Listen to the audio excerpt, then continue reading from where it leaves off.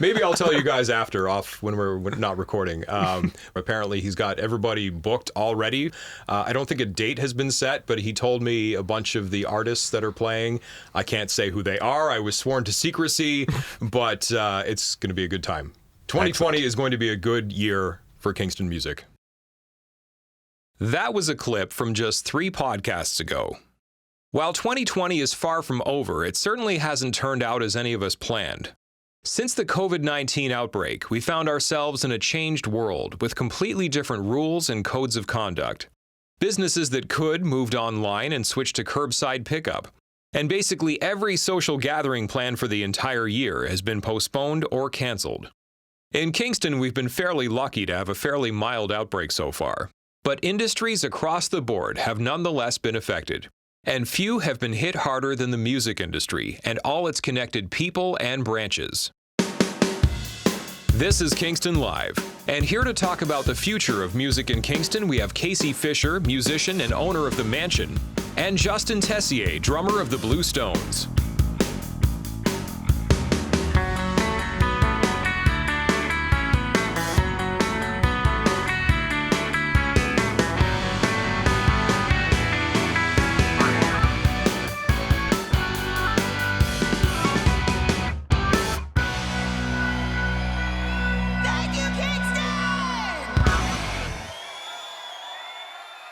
Hello, this is the Kingston Live podcast. My name is Johnny Sand. I'm Riley Jabour. Please subscribe where possible. Please rate us where possible. And we invite you to check out our playlist as well. Basically, any Kingston artist that you can find on Spotify, you can find on the Kingston Live playlist. It's an amazing collection of local talent. Check it out. And if we're missing anybody, please email us, podcast@kingstonlive.ca. And as we mentioned in the intro, we have Justin from the Blue Stones with us. Hello, everyone. We have Casey Fisher, a musician in his own right and owner of The Mansion, is with us as well. Hello.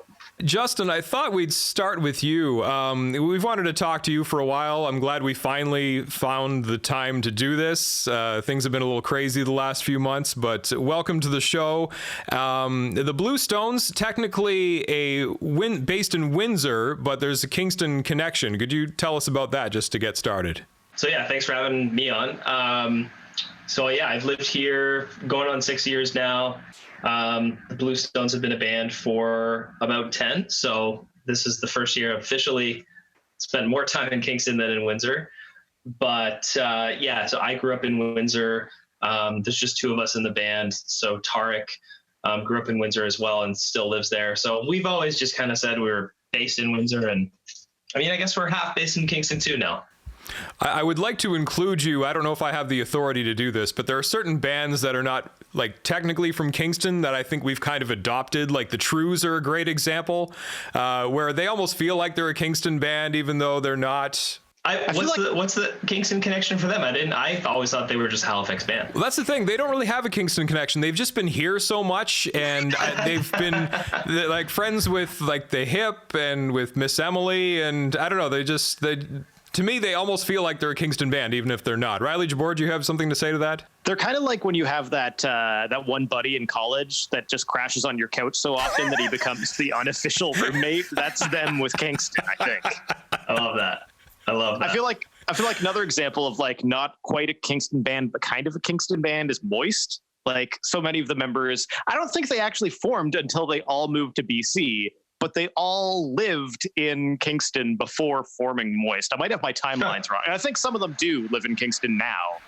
Yeah, I think I could be wrong. I think some of them are from Kingston and some of them are not. I'm not entirely certain. But that's another band I think we can sort of claim if we want. Yeah. Having bands like obviously the Hip and Glorious Sons, they have so many ties to so many other projects that you're inevitably spinning a pretty big web if you want to include all those connections. But yeah, for sure. The Spades is another sort of unofficial Kingston band there as well. Seems to be a lot of ties with the Spades and all those guys, the Hip guys, and they've all recorded together. And Aaron Holmberg's another, sort of guy that ties all that together. And a lot of those bands with the Hip recording studio and a lot of the guys that have been through here were friends with the Hip and Aaron as well. Well, that's a good point too. Yeah, with the bathhouse, there's a lot of bands that have spent a lot of time in Kingston, certainly. Yeah. But let's get back to the Blue Stones music. Now, Justin, it's hard for any band these days to kind of build momentum in the music industry. And I feel like you guys have had momentum, and then something like COVID-19 happens. Like you guys you guys had a Juno nomination too. Yeah, which we don't, it's still in limbo. And everyone who is nominated is just nominated. That's it. And it's a way of democratizing the Junos, I guess. But yeah, no, we still have, people always ask, what's the deal with the Junos? Do you know what's going on with that? We have no idea.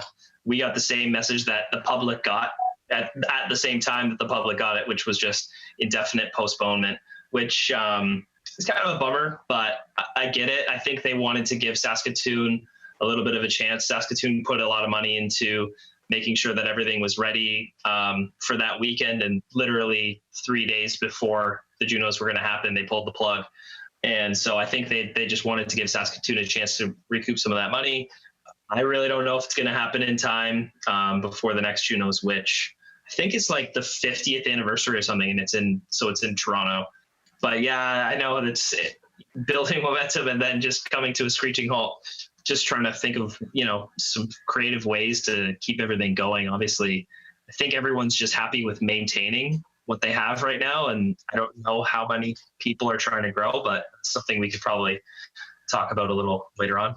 I was going to say, kind of, you were speaking to the fact that so many, not only yourselves, but so many bands were building momentum, and then COVID-19, this pandemic kicks off, and kind of everything in the music industry grinds to a halt. And watching all of these bands from worldwide, just trying to figure out how to keep their momentum or stay creative while band members are, separate and isolated in their own homes. You could kind of say the Blue Stones have been socially distancing from each other for a long time, since you've had one foot in Windsor and one foot in Kingston. Do you feel you were kind of at an advantage compared to other bands where you guys were already in a creative groove for creating separately? Definitely. Yeah. I mean, we haven't really missed a beat. No, absolutely no pun intended on that one. In terms of like writing and making sure that we're using this time not on the road. We don't really write very well on the road. So using this time to just like keep writing. The one thing that sucked was that we just finished making a record. So that kind of like, we just did all of that energy, and it's been a little slow naturally. But yeah, like we've always had the infrastructure, I guess, to be able to, write and bounce ideas off of each other, being like 6 hours away. So yeah, no, absolutely. Yeah, it's been nice for that. I think a lot of musicians, and just for what I've seen on social media, a lot of people seem to be finding really creative ways to stay busy, whether it's writing or performing online. But I do want to get, I promised myself we wouldn't get too doom and gloom on this podcast, but I do want to keep it real too, because I know this has been hard for a lot of people too. And I'm wondering if you can give us sort of a better sense of how, and I'm sure you can only speak to your own experience, but I mean, what's it like when you're a musician and your income really does sort of rely on live performance, and then all of a sudden live performance is taken away? I mean, what is that like? What's going on? What's happening in the life of a musician these days? Basically, everyone that I've talked to is making use of the, response benefit from the government. So yeah, I mean, everyone, in the way that everyone's kind of looking at it is like, this is a chance to be able to do the things like continue to write and try and figure out some innovative ways of generating some income with a safety net behind it. And you can put your full energy into it. And a lot of musicians, that money is like, comes pretty close to what you would be doing at a day job. So as long as you're like a little frugal on the side, and I mean, the only parties happening are like living room parties with, so you're saving a lot of beer money, which I mean, obviously Casey, it's something that you could probably speak to as well. But it's just kind of like making use of that money and almost treating it like a business accelerator, I guess, where you're just getting paid to think of ideas and just get things going, and you're getting paid to write all day. And I think that's also a test of like, who is going to take this seriously enough that you finally have a chance. There's a lot of musicians that have always wanted to be able to do this full time. And now you're given that opportunity. Are you going to make the most of it? Are you going to, jump through the window when it's available to you? So I think that in a lot of ways, because of the resilience that musicians have and they're used to kind of living a low income lifestyle, in a lot of ways, they're better off than a lot of other industries. So. Yeah, that's a good way to think of it, and that's well put. And I've been wondering over the last few months if, come like the winter, like basically everyone's going to put out a new album. Yeah, so I know for a fact that we don't even know exactly how delayed we are. We didn't have a street date for the record that we just did, which we cut in Kingston as well, at North of Princess Studios there with Zane. So we didn't have a street date for that, but we were thinking the summer, and we were thinking we would release 1 or 2 more singles, and now it just looks like that is also indefinite. So we might keep playing the singles game, just releasing songs a little more spaced out, and then eventually when restrictions start to be lifted, we can throw down the album as a whole. Just so we can tour behind it, and the label doesn't want to lose that support. Just on that note, actually, I was going to ask this kind of a question for the group, but I'm kind of 2 minds with bands that had a street date for a new album and have chosen, let's delay this because of the pandemic. Part of me, I understand if there was a big, tour for the release, and part of me is like, this is the perfect time. Your audience is so captive. So I don't know. I want to know everybody else's thoughts on it. I've really enjoyed the few albums that have come out during the pandemic, especially ones that have kind of dropped either like by surprise or with very little notice. But what's everybody's opinion as you musicians, people working in the music industry and music fans? Are you guys pro delaying albums because of the pandemic if they're ready to go, or I don't know. I just want to get everybody's feedback. That question wasn't worded well. I think I know where you're going with it. I think I would be worried that, and Justin, Casey, please comment on this, but I'm just speaking for myself. I'd be worried that for me, an album might lose a bit of momentum if it's released now and then the tour doesn't happen until like 6 months from now. I'd be worried maybe like I would that sort of internal fan momentum would be lost. I don't know. What do you guys think? I agree with you on that. I think the live show does sort of help get things out there, but I think also right now a lot of people have a lot of time on their hands though too, and are if you can get it out, your performances out by podcast and the sort of things that people are doing. I think everyone has to get creative right now and figure out a way to make things work. So I think it's just a different thing. It's what people are used to doing, of course, is you release your album and you go and you tour it. And that's not available anymore. So, I don't think the thing to do is stop, but I think I agree with, Justin, taking this time to use it as to be paid to write and be creative and take advantage of that. I think there's going to be a lot of great albums coming out of this COVID thing. And if it takes a long time for the touring to happen, well, obviously, we've already seen a number of creative ways to get the music out there and connect with people on that level.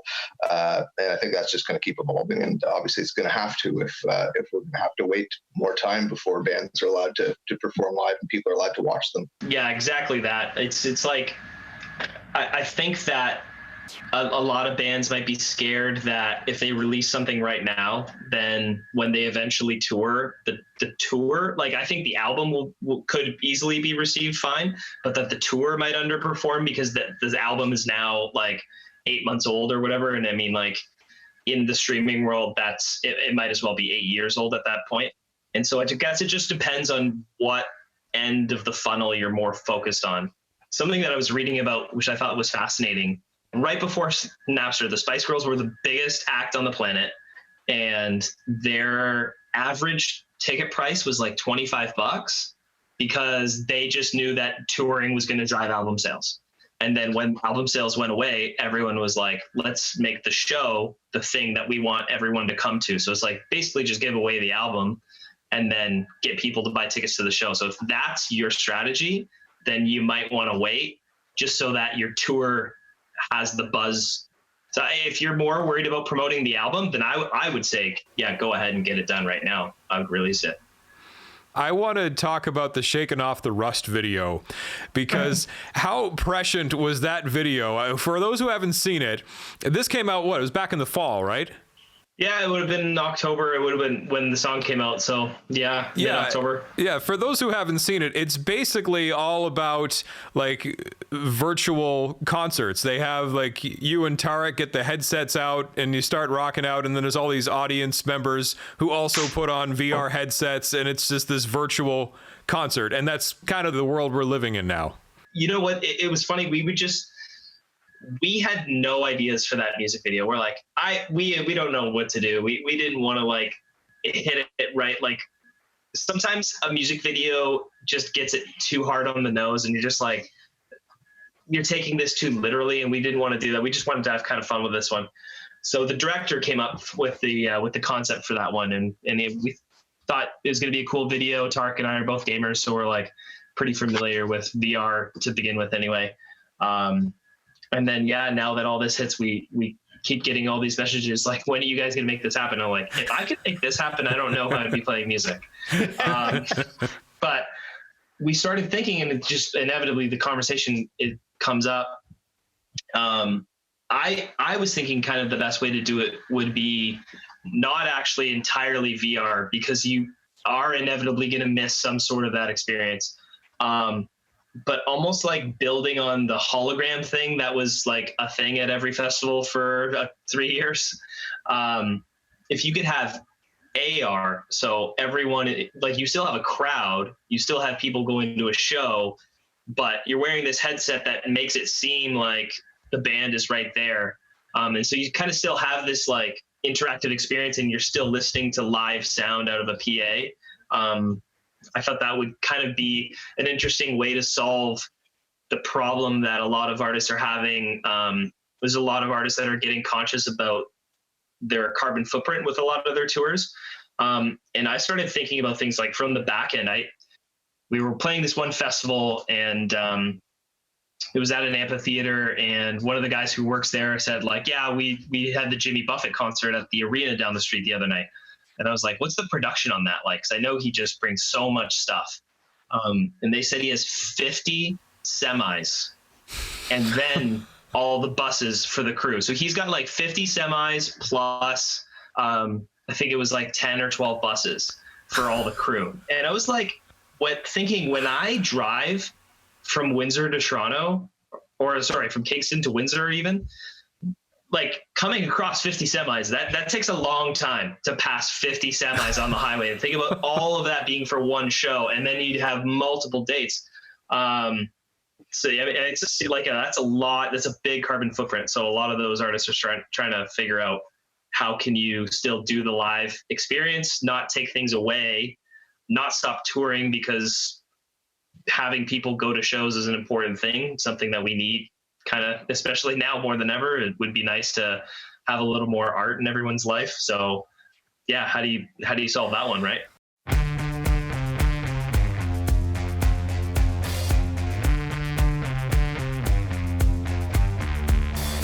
Bang my head against the wall, try to find my stride, but I trip and I fall, losing my attention again.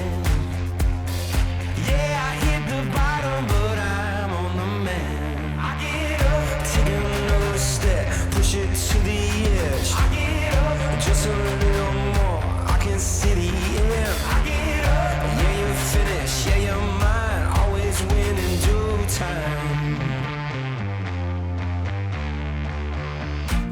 You think too much, it's in my head.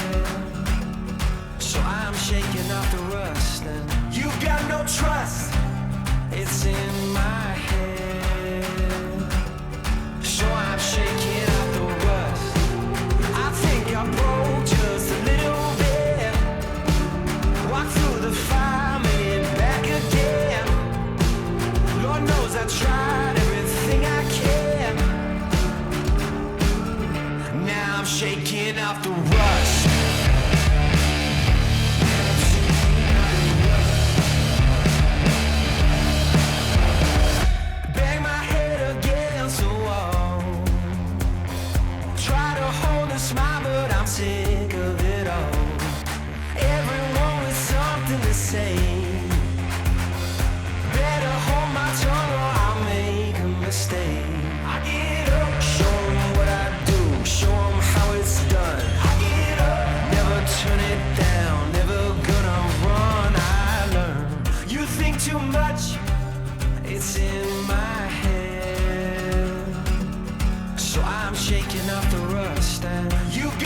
trust, it's in my head.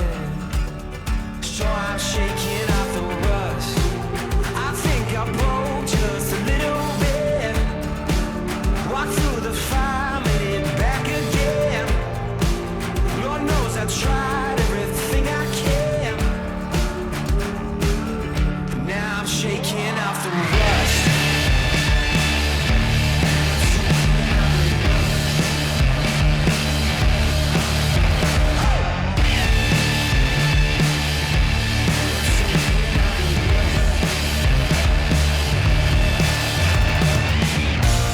You think too much is in my head, so I'm shaking out the rust. You got no trust, it's in my head. Now I'm shaking out the rust. I think I broke just a little bit. Walked through the fire, made it back again. Lord knows I tried everything I can. And I'm shaking out the rust. Yeah, I'm shaking out the rust.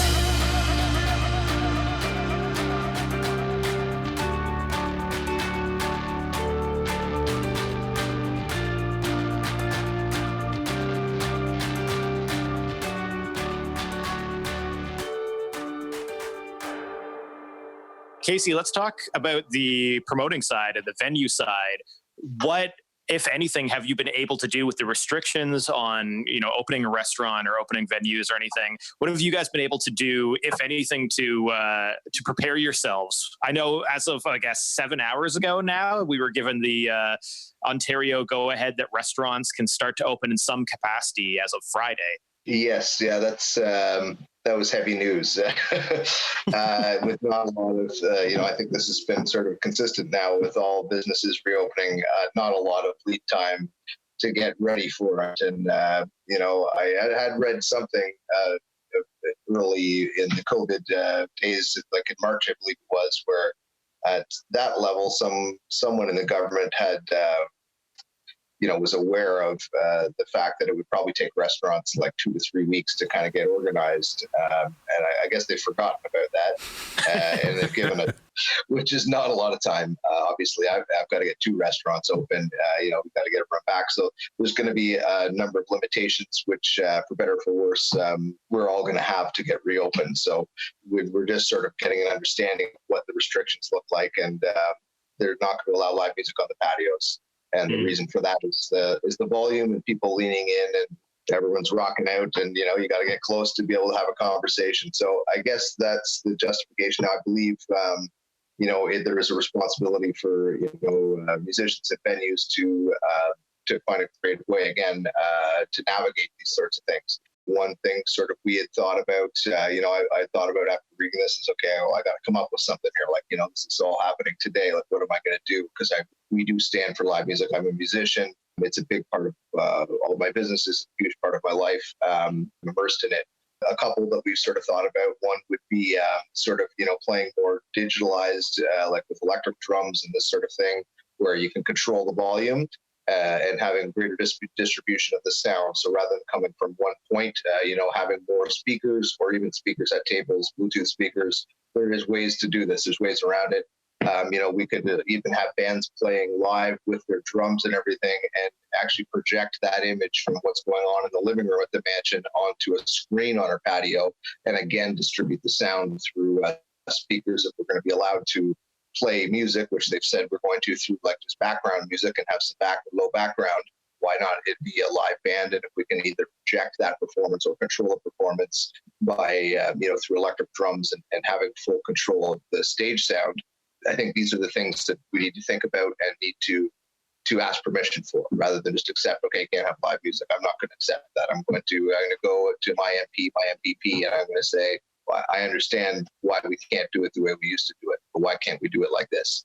I love the creativity there. We've talked multiple times on this podcast about the synergy, for lack of a real word, the synergy between musicians and entrepreneurs. And I feel like that is one of the most perfect examples of that, of using your creativity as a musician and using your creativity as a venue owner, a restaurant owner, a businessman, talking about how you can make this work and working within these constraints to create something amazing. I love that idea. Yeah, I was going to say that's like super innovative. I think that's a great idea. I don't think I would have ever thought of that. But again, Riley, like this kind of gets back to like you have to to try to trust the people who are doing this sort of thing. And I completely understand from like government perspective that there's certain things that like when we look at the whole network, we can't let some people do things and other people not. But yeah, like that's a perfect example of like, I understand why you think we can't have live music, but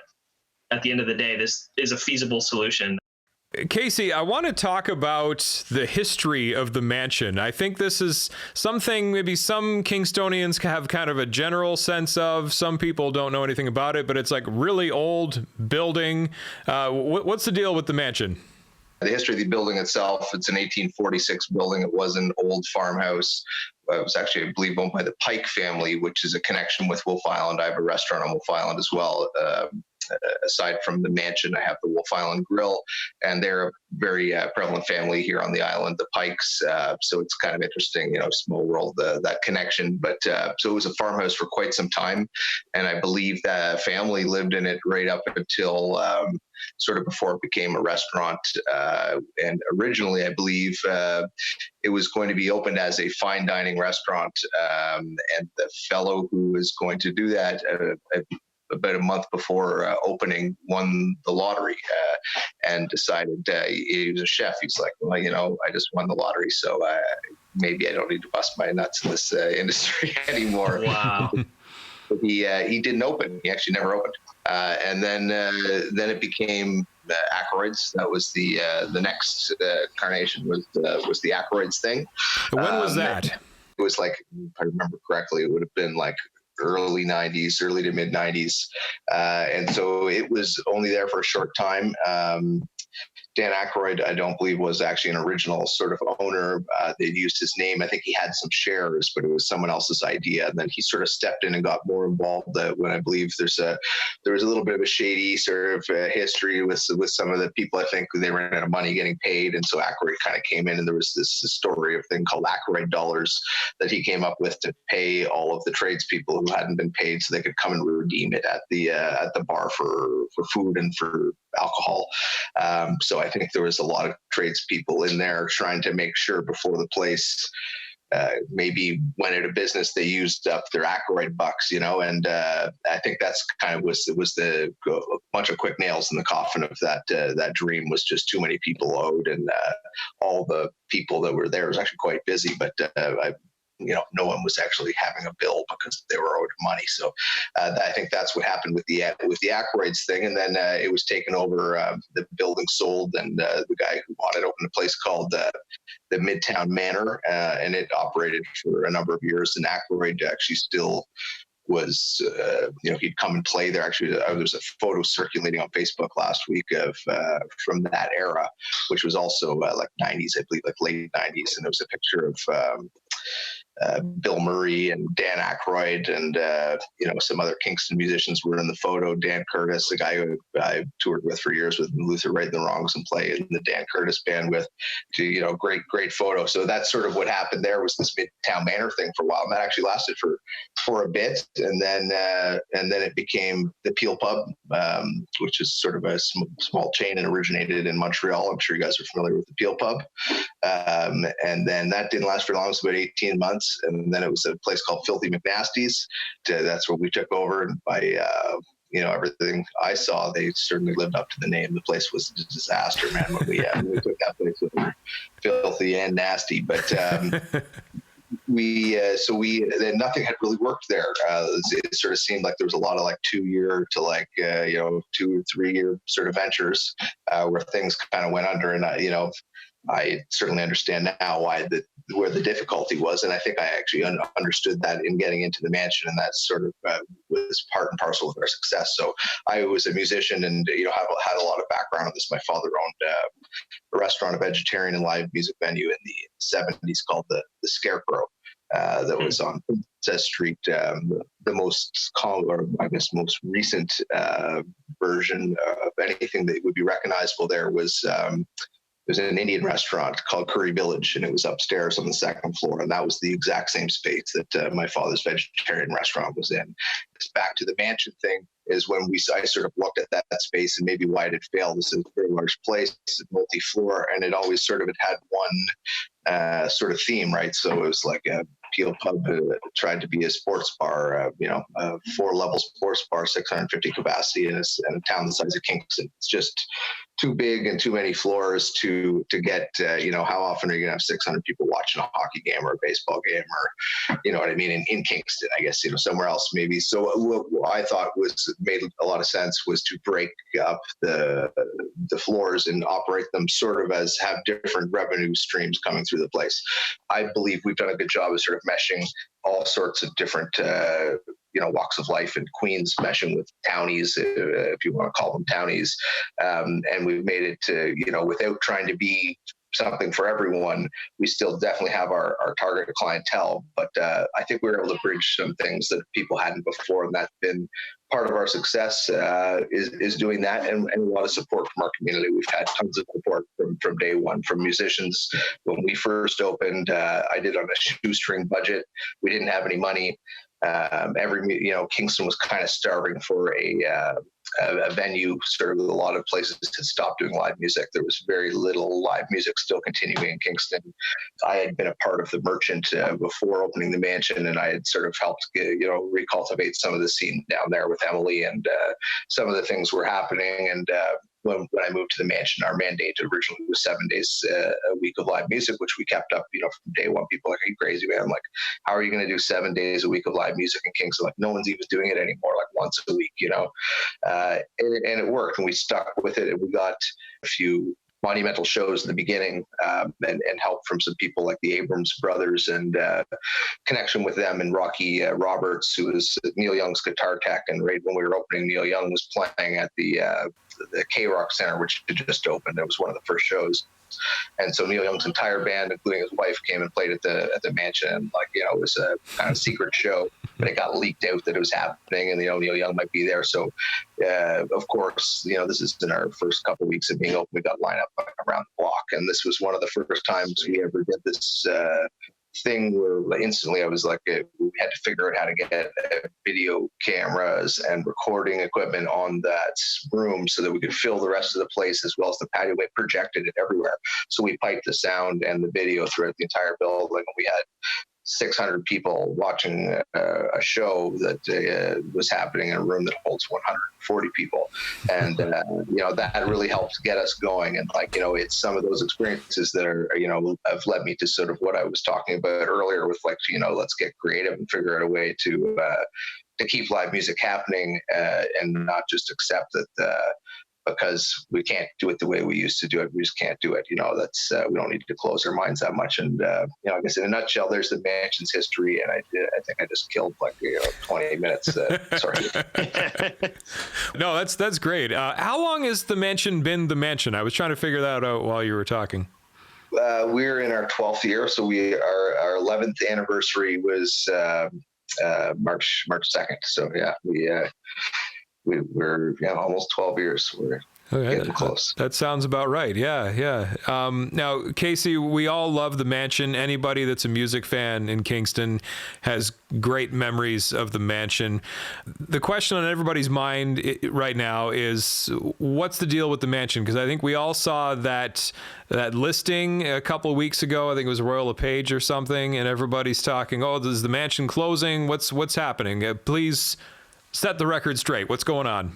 So to set that record straight, I think people are confusing the Mansion being for sale with the Mansion being gone and not coming back or not reopening. And the Mansion's actually been for sale for quite some time. It's been for sale for a little over a year. We just drastically reduced the price, and that was really just a reflection of what the value, the hit to our industry and what it was worth. Obviously nobody's spending, $500,000, $750,000 on anything that has to do with live music and restaurants while they're all closed during COVID-19. But we had a number of restrictions, again, to set the record straight. Like, we had a number of restrictions for potential buyers when we first put it up for sale. And it was important to us to remain a venue, to remain a concert venue. We wanted to remain the mansion. We had a lot of safety networks sort of in place to make sure that it wasn't going to just be bought up by a chain and become something else. So we're proud of what we've created, and we think it's important to the culture of our community. It's important not only for the Kingston community, but nationally for touring musicians. Every year it becomes harder and harder for Canadian musicians writing their own music to find venues that will accept them. Everyone's moving more towards cover bands and DJs and these sorts of things. It's so I believe the mansion needs to stay the mansion and a live music venue, and we always had that as a mandate for a potential buyer to keep these things intact. My motivation sort of for getting out of it is, I've got young children. I've got this up and going. I have, other things on the go. One of which, of course, right before all this happens of COVID-19, I'm in the process of opening up a wedding and actually festival concert venue on Wolfe Island as well, at the former Kraft Cheese Factory. So this is what I've been up to sort of, and part of the reason for getting out of the mansion was to sort of move on to the next sort of bigger, better sort of into this, in my opinion, to have like real concerts. And we wanted to put on 2 music festivals a year over here, as well as a family festival, which would include music as well, and an Oktoberfest, which also would include music. And then we would have weddings as well at this venue, and then run a concert series in the wintertime in our indoor space. So I've got 14 acres here on the water, in a 14,000 square foot building in a beautiful space. And we're still planning to go ahead with it. We've been starting to work on these sorts of things. And this is another property and space that I plan on, coming up with some more creative ideas to help sort of music still go on. But this 14 acres I have, before, obviously, I'm going to be allowed to put on a concert and put 4,000, 5,000 people on that space and have a rock show. I think there's other things I can do right now with social distancing, and again, with using like a lot of small speakers. Maybe we can have some sort of music festival this summer that is just done differently, with electric backline, with much smaller speakers, with ways to distance people. And I am going to propose it, and I'm going to try and see if we can get some approval with and under the guidelines, whatever they need to be, and find a way to meet them and meet whatever the requirements are. And I would like to have something by the end of the summer to just sort of, again, to make a model of this is possible. There are creative ways, and I have this property at my disposal, and I think I think it's important for everybody to try and navigate it, rather than just waiting for things to resume to normal. Because I don't think we have to. I think there's ways around all these hoops. I just saw that a band, I think it's Switchfoot, just did a drive-in theater concert where they just had all the cars, they had everyone like stay in their car, and they performed where the projector was. And I know July Talk had planned on doing that somewhere in the GTA. They hadn't released any hard details because they wanted to make sure that they could actually do it before they sell the tickets.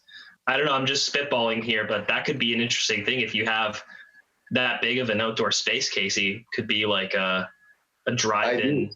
Well, that's great. I'm glad you suggested that, because that is a way we could do it. And that, again, what I need to begin this conversation with the powers that be of what are the parameters that would need to be in place to allow me to do this. And if the easiest way to satisfy those needs is to keep people in cars, then yes, let's keep people in cars, and everyone can drive on there. If whatever they may be, I'm sure there's a way around it, and we'll look at all the different factors.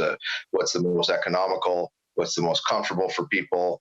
How do we make it work? And if it is cars, then that's great. That makes, it does cut out a lot of other logistical problems. And, we also need a bunch of plexiglass or 10 million security guards and, ways to keep people isolated, and people people need to be able to go to the bathroom as well. But I'm sure we can, I'm sure there's ways to do this. And, I think the cars thing's a great idea. Obviously, in the middle of the summertime and dead heat of summer, it does in some ways limit it to like an evening thing. And after the sun goes down and, that it compresses the sort of the length of it that a festival can go on. You can't really be having cars running with AC in the middle of July and the sun doesn't go down until 9 p.m. and almost everywhere has bylaws for 11 p.m. So, it's like 2 hours and a bunch of cars in the field, but it's still better than a kick in the arse with a frozen muckluck, as they say. So it has to be, that's the way it has to be.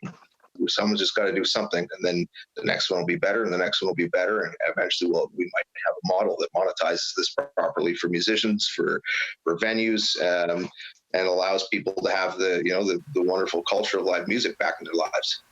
I did want to ask everybody, it's sort of the cliched thing to say right now, talking about uncertain times and everything. And at the time of this recording, things are starting to open up again, but we're going to be feeling the effects of this, I think, for quite a long time. I'm just wondering, and anybody who cares to weigh in, the person listening right now, what would you like to say to them? How can they help with what's going on right now? How can they help the live music scene? If any of your artists are doing, like anyone that you listen to, if they're doing a live stream of any sort, definitely that's something that artists are like trying to get their feet wet with, and there's a lot to work out with it, and no one knows if it's going to be stupid or like frowned upon anytime soon. I would say give that a shot, and if you have $5 to donate to like a PayPal link or anything like that, it means a lot, especially because these shows don't have very many expenses behind them. And even though it might seem silly that you're paying $5 to watch a person on the screen, it means a lot. And it just keeps the person on their feet and able to, again, like we were saying, just maintaining is really important right now. We're not trying to get ahead. We're trying to maintain so that when all this is done, we can come back just the same as ever. I think the quicker we can get sort of what are the actual boundaries, not we can't do live music, but we can't do them unless they're within these parameters. I think that's what we need to change, the way this is written up with restaurants and venues opening up again. Let's not say we can't do live music. Let's say we can't do it the way we used to do it, and let's figure out what those parameters are. And the more people that ask these questions and petition and get involved, the faster this is going to become a reality for everybody.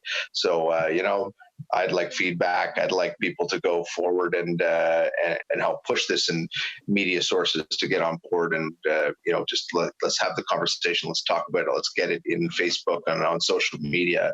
And the faster it's out there, the faster we're going to get an answer and maybe be able to pull this off. Well, guys, I think that's a great place to end it. Thank you for joining us today, and best of luck in getting back to what I think we've all been calling the new normal, whatever that means. 100%. Thanks for having us. Well, yeah, thank you very much. Appreciate it. Thanks, guys.